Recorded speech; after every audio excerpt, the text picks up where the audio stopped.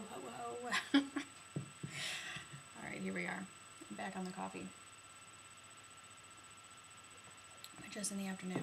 I'm actually, I don't know. I'm still trying to figure out what's going on, experimenting. I don't think it's the coffee of the week, honestly. With the migraines, that is. If you're not reading the blog, you don't know what I'm talking about. But anyway. Cat dog situation still going strong. People, it's just confounding to me. This is why I'm beating myself up so much about it. Like, I just wish I could talk to the dog, get some straight answers, and then, like, make an informed decision. Because I think the dog just wants to play with the cat. I think the cat just wants to play with the dog. And if we just let it go, what would happen? I don't know. Sometimes I attempt that, and then it starts to get bad, and I have to put a stop to it. I think most of the time they both want to engage each other, and they want to be able to figure out how to play with each other. I think they just both don't know how to respect the other species, is the problem. The cat definitely is an idiot and does not protect himself or, get to higher ground. And the dog is just thinking, this is how I play with dogs. It's too bad for you that my head is 20 times bigger than your head and I outweigh you by 20 times. I don't know. I mean, I think because the dog is so short-limbed, I don't know. I don't know what's going on. It excessively uses its mouth. Oh. The thing is, half the time I think the cat's just going to get injured by accident. The dog's not vicious. It doesn't growl or try to attack the cat. It's just trying to play with its mouth, snapping onto its head, neck, tummy, pulling its skin. I don't think the cat enjoys it. Like I said, the cat doesn't do anything to stop it. I don't know I think that could go bad. I don't necessarily fear that. But there's different times. And that's the problem, is the different times when if the cat happens to be running by, or if, I don't know, where the dog just enters a different zone, more like how she is when she wants to chase a squirrel, and she's like super rigid, and, it's more of a different instinct kicking in. And then I think this is not going to end well. Then she's like taking off at the cat, top speed, barreling down on her. Well, it's not playful. But I don't know. I mean, definitely both Mr. F and I get strong, like, danger, feelings about it, so I have to just trust my gut on that one. But I feel bad. She really is a sweet dog. She's really a good dog, and she's very smart, and, has been easily trained, and she's totally housebroken, and I think, without a cat, she would probably be really happy and a delight to be with, The only behavior issues we have with her is that because of the cat, I have to shut her away sometimes, and when she's shut away, she doesn't like that. Our old dog didn't like that either. That's not even abnormal. But, I just have guilt about it, people. I just am guilt-ridden by nature, and this is especially hard for me. And of course, now they've been full. I was like, on Sunday, I woke up and I'm like, do it now to Mr. F. Like, I need to, I can't live my life making this decision every single day. I need to just make it and move forward. Of course, they didn't have room on Sunday. So we're like waiting for them to have room, which just means every day I have to be like, maybe we can make it work. And then, we'll have a bad interaction. I'm like, what am I talking about? We can't make this work. It's just too stressful for me. Because our cat is an inside cat. Our cat doesn't go outside. I mean, there's no escape for either of them, and, it's just like a constant situation. So there's that. What else? On the plus side, once we return the dog, I will then be able to be, without the dog, I can work out again. So that'll be a good part of that exchange, because I'm now taking this mom and child swimming class with baby, and I'm not enjoying wearing the bathing suit in a public setting like that. I mean, it's bad enough to wear your bathing suit to the beach if you don't like the way you look. At least there's scenery or other distractions. To wear your beach in an enclosed, like, public pool setting where everyone's just sitting on a bench staring at you, get into the water, humiliation. So I would like to do something about that. It's the perfect time.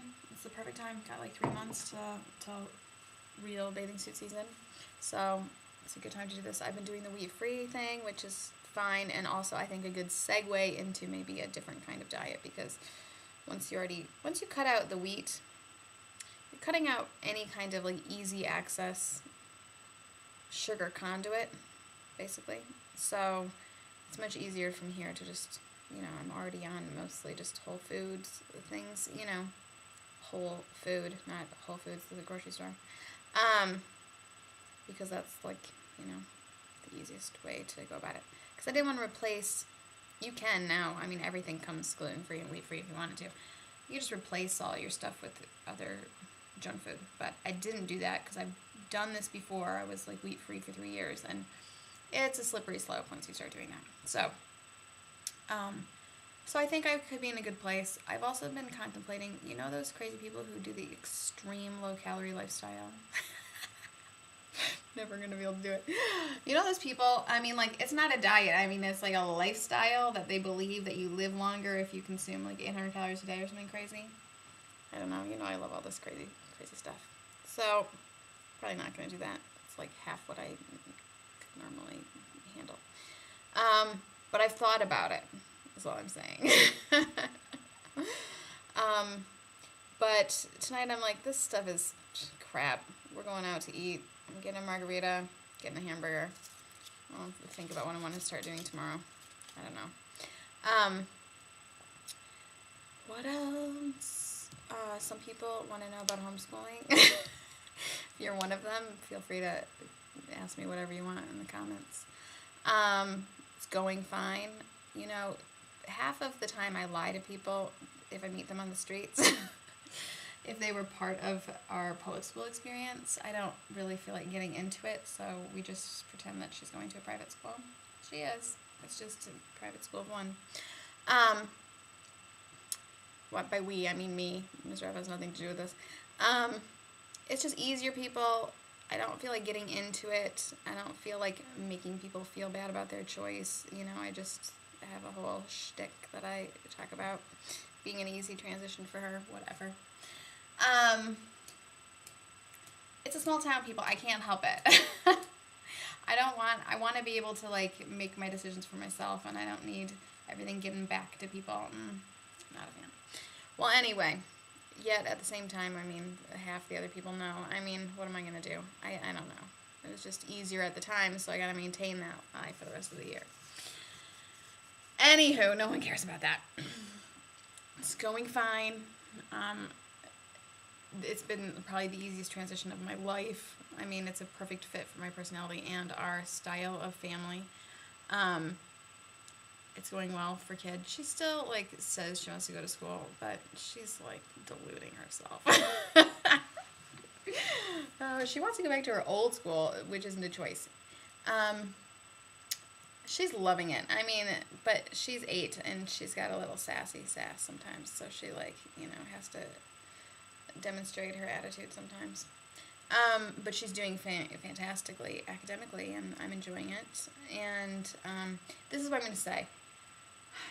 It's just not that big of a deal. I think people get into thinking it's a lot of a big deal. It's just, for me, it hasn't been that big of a deal. It's been a natural fit. I feel like I've been doing it all along, and I probably should have been. I could do it forever. I could homeschool them through grad school. No problem. I don't know. I don't see, I think we'll address it again when it's not working for some reason. But the cost savings from private school, plus the freedom to live your life, that is the thing. I know a lot of people don't want to hear about that, and some people desperately want to hear about it, but it isn't why we homeschooled. But let me tell you, it would be reason enough. Just your life not being dictated by somebody else's scheduling is amazing. It's amazing, people. For everyone to be able to get a full night's sleep, that alone is life-changing. So, people with kids who aren't in school don't know. I'm telling you, once your kids are school age, wake-up call, people. Your kids just flat out can't get enough sleep because school starts too freaking early. Unless your kid's one of those natural early birds that happens to wake up at 5 or 6. And I know there's some of them out there, but mine aren't. And then all the stuff, it's just all the stuff. You're at the school all day, and then you got all your after school stuff, and you're cramming dinner in between. I mean, it's just like a horrible nightmare. Now we have the freedom to do every kind of extracurricular activity we want to pursue without any kind of family stress, and it's a delight, like Kid and I read every night for an hour and a half, no pressure, and it's a delight. It really is. All that stuff is a delight. Of course, I thought we'd take all these vacations. We haven't taken a single one, but there's always that potential. Plus, we could always move to Europe, which I think about daily.